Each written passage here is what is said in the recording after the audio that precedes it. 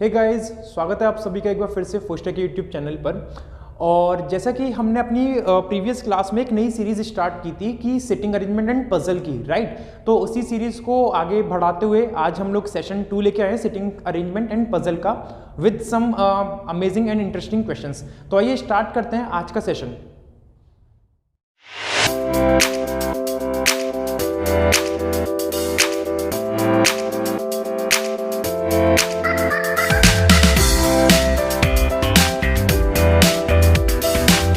पहला क्वेश्चन अपना कुछ इस तरीके से है कि ए से लेके एच तक 8 स्पोर्ट्स पर्सन है, they are sitting around a circle and all are facing towards the centre, right. So question आप लोगों की स्क्रीन पे है।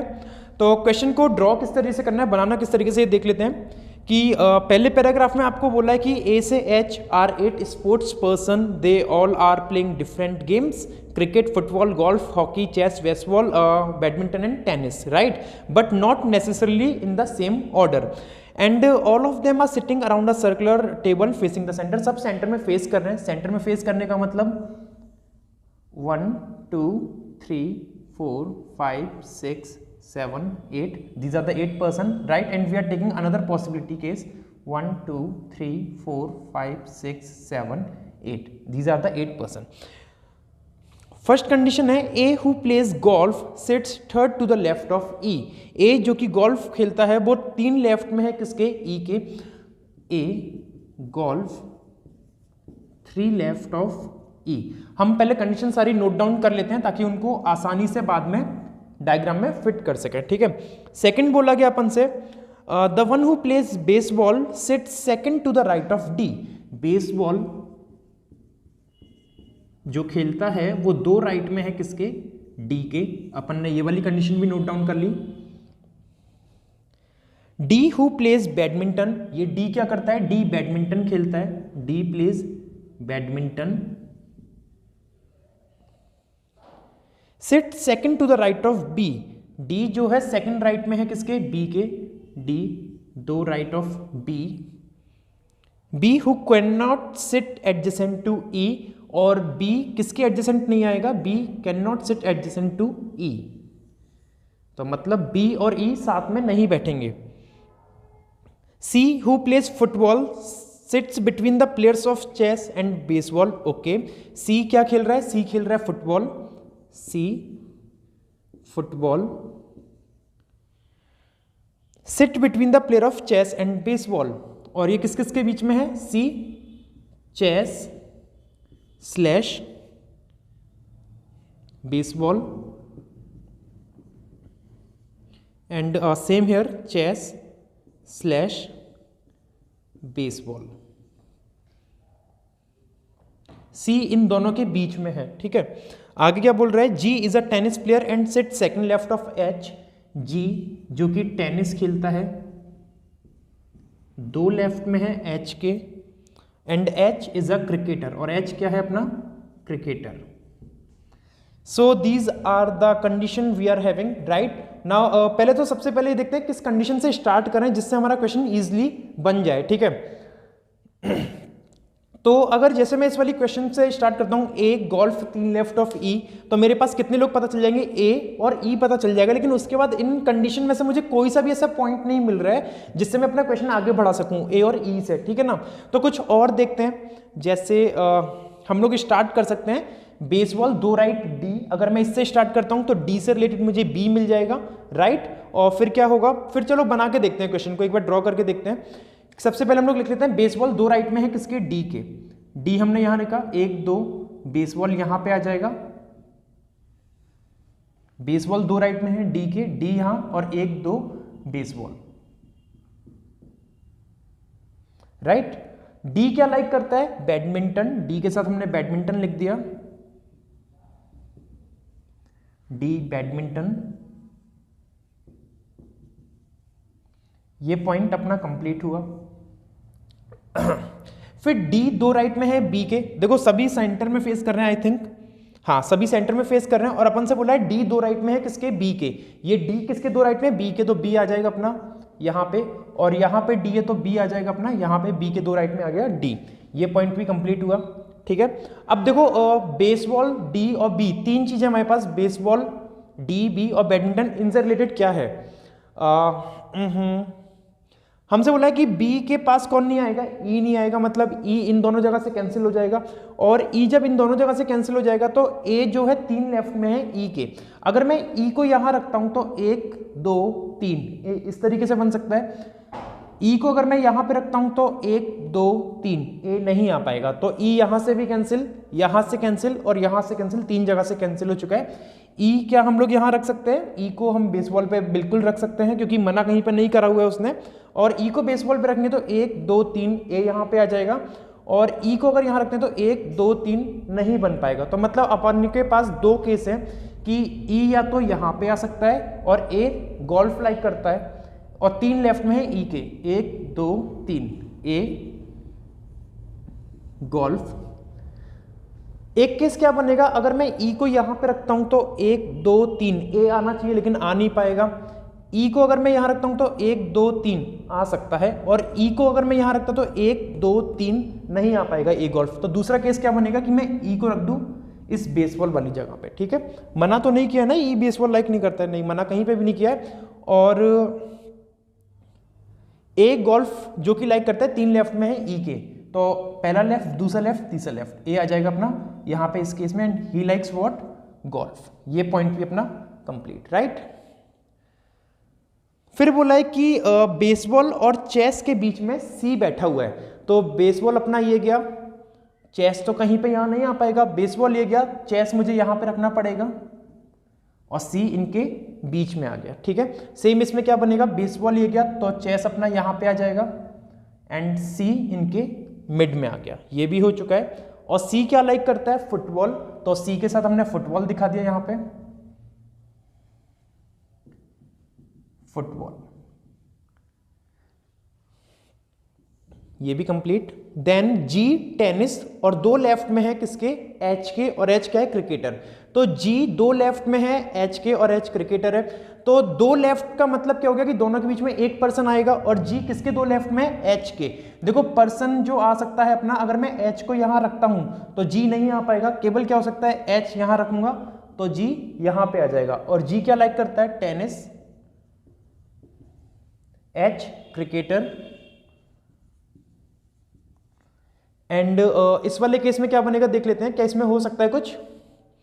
जी tennis 2 left of H, H अगर मैं यहां रखता हूं तो जी नहीं आ पाएगा, एच रखता हूं तो जी भी नहीं आ पाएगा, एच अगर यहां रखेंगे तो भी जी यहां नहीं आ पाएगा क्योंकि यहां पे ई है और यहां पे सी है, तो ये केस अपना क्या हो गया, गलत हो गया, ठीक है ना, क्योंकि जी टेनिस 2 लेफ्ट में आएगा एच के, एच यहां रखोगे तो जी यहां नहीं आ पाएगा क्योंकि ऑलरेडी ए है, जी एच अगर यहां रखते हो तो जी नहीं आ पाएगा क्योंकि सी है, एच अपना यहां रखोगे तो भी जी नहीं आ पाएगा क्योंकि यहां पे ई है, और फिर तो कोई केस बचा नहीं, तो ये वाला केस क्या हो गया, गलत, and this one is the right one. और जी टेनिस लाइक कर रहा है लिख दिया, एच क्रिकेटर लिख दिया।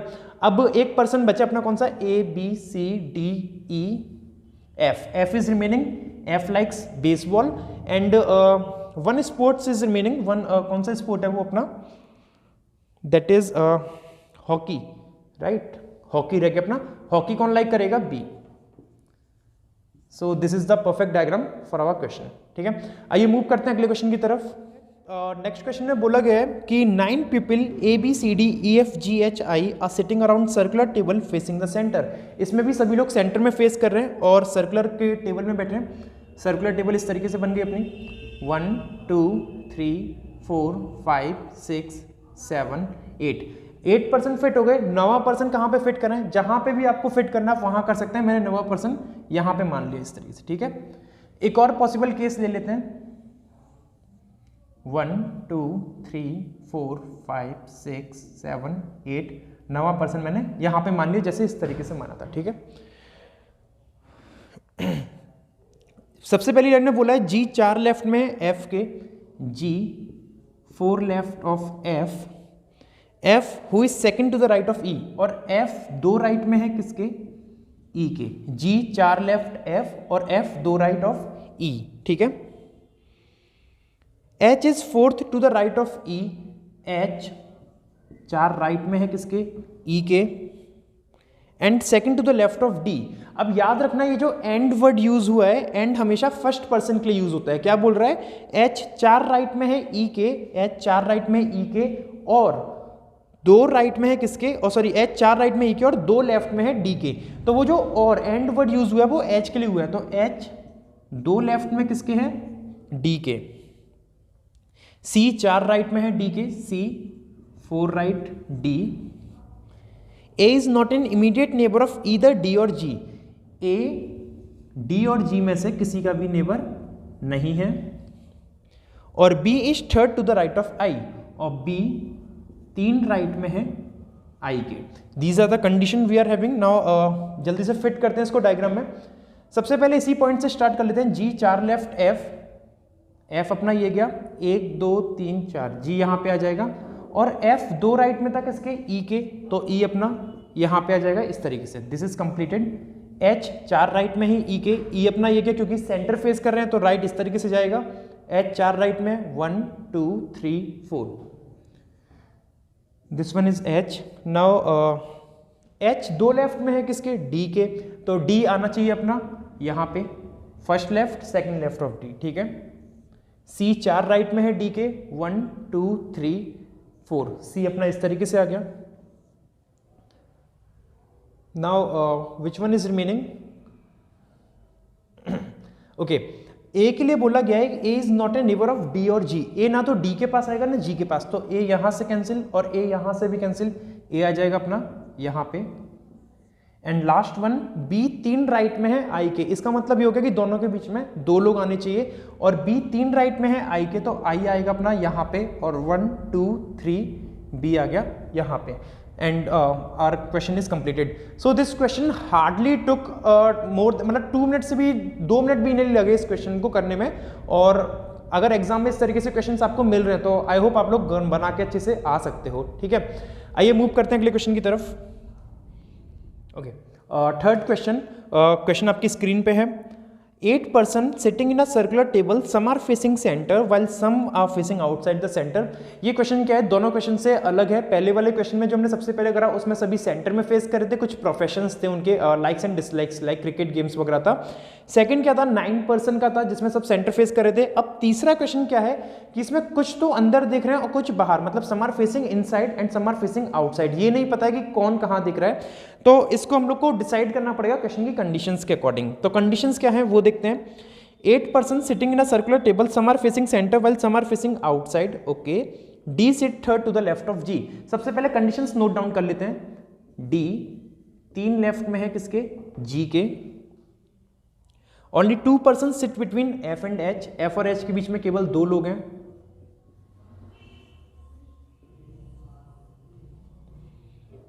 C sit second to the left of A। C 2 left में है A के। A who sit third to the left of B। A किसके 3 लेफ्ट में है, B के। C is not an immediate neighbor of G। C किसका neighbour नहीं है, G का, तो G के पास कौन नहीं आएगा, C। ये हमने क्रॉस कर दिया ताकि हम लोग को याद रहे आगे। E sits second to the right of H। E किसके 2 राइट में है, H के। E 2R H हम लोग को याद रहेगा, E 2 राइट में है H के। But not an immediate neighbour of F, okay. लेकिन ई जो है किसका इमीडिएट नेबर नहीं है, एफ का, तो ये यहां से कैंसिल हो गई ये बात, ठीक है। जैसे जी का नेबर कौन नहीं है, सी, इसी तरह एफ का नेबर कौन नहीं है, ई। आगे बोला है H faces outside. So we got the one definite situation, क्या कि एच कहां पे फेस कर रहा है, एच कर रहा है आउटसाइड। अब देखो H से रिलेटेड एक पॉइंट ये गया, H से रिलेटेड ये गया, फिर E से रिलेटेड भी हम लोग को कुछ मिल जाएगा आगे। और पढ़ लेते हैं क्वेश्चन क्या बोल रहे हैं। F is second to the left of G। F 2 left में है किसके, G के। B is not an immediate neighbour of E। B neighbour नहीं है E का। B is not an immediate neighbour of E, so we cross this situation. D and F face opposite direction to each other. इसका मतलब क्या हुआ कि D और F opposite direction, मतलब D अगर इनसाइड देख रहा है तो F कहां पे करेगा, आउटसाइड, और अगर F इनसाइड देख रहा है तो D करेगा इनसाइड, ठीक है, and vice versa. And D and F face opposite direction, तो इधर लिख लेते हैं D and F opposite direction. D faces same direction as G. D, G same direction. A and C face inside. We got one more line कि A और C कहाँ पे कर रहे हैं? A और C दोनों ही inside कर रहे हैं. Immediate neighbor of G face opposite direction to each other. मतलब G के जो immediate neighbor हैं, एक ये वाला और एक ये वाला, ये दोनों ही एक दूसरे से opposite direction में फेस कर रहे हैं. Immediate neighbour of G face opposite direction to each other. मतलब एक नेबर, दो नेबर, दोनों ही नेबर एक दूसरे से अपोजिट कर रहे हैं. If he is facing inside then he will face outside and vice versa. And the last one, F does not face inside. F inside नहीं कर रहा है तो एफ कहां पे करेगा अपना?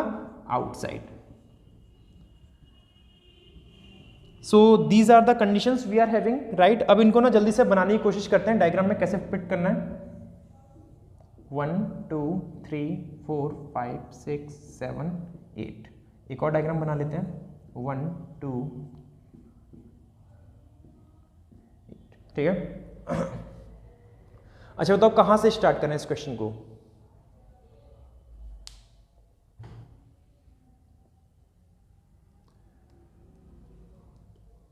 हम लोग स्टार्ट करते हैं इस वाली लाइन से स्टार्ट करते हैं, एफ और एस से. ठीक है. एच कहां पे करेगा? आउटसाइड.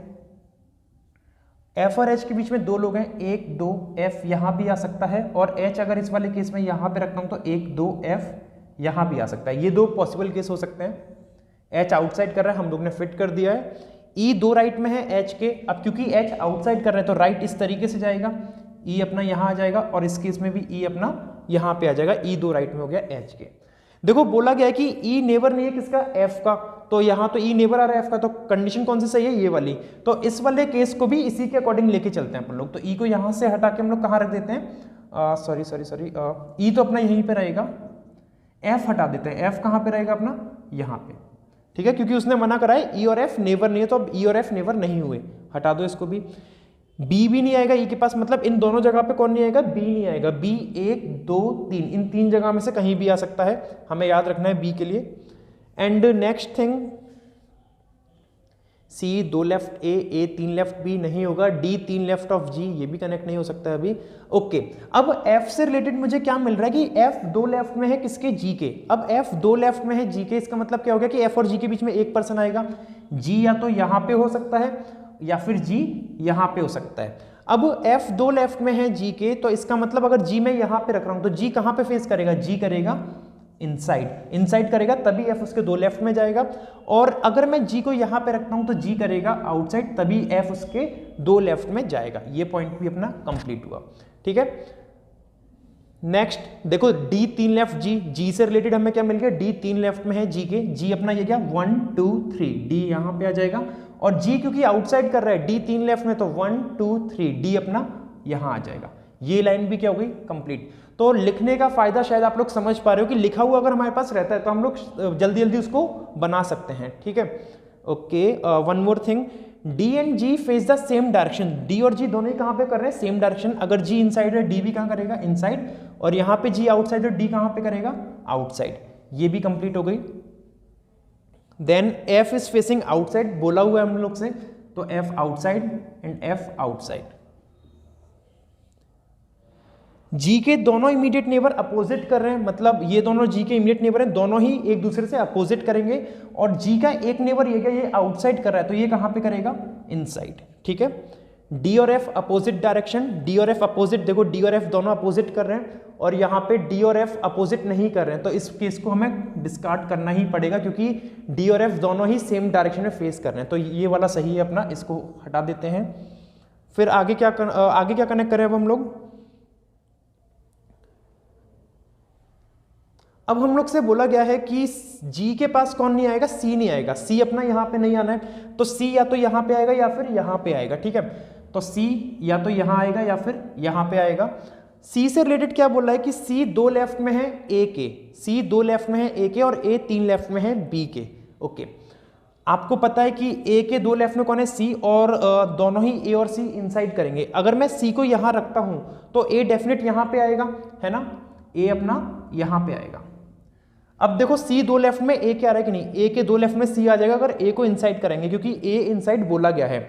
अगर मैं ए को यहां पे रखता और सी को यहां पे रखता, क्योंकि सी या तो यहां आएगा या यहां पे आएगा, वहां पे नहीं आ सकता है क्योंकि उसने साफ मना करा है सी जी के पास जाएगा नहीं, ठीक है। अब सी को अगर मैंने यहां रख दिया तो क्या सी ए के दो लेफ्ट में जाएगा? नहीं, क्योंकि ए तो अपना कहां पे कर रहा है, इनसाइड, और ए के दो राइट हो जाएगा।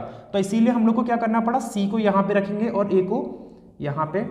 ए के दो लेफ्ट में सी इस तरीके से बन गया, A and C both are facing inside. C दो लेफ्ट हो गया ए के, और ए तीन लेफ्ट में है किसके, बी के। बी के लिए एक ही जगह बची है, बी अपना यहां पे। अब एक बात बताओ कि ए तीन लेफ्ट बी के जाएगा कैसे? अगर मैं ए को आउटसाइड कराता हूं, आउटसाइड, तो वो तो राइट में हो जाएगा, तो बी को कहां कराना पड़ेगा, इनसाइड। तो बी के भी तीन लेफ्ट में हो गया, ठीक है, ये पॉइंट भी कंप्लीट।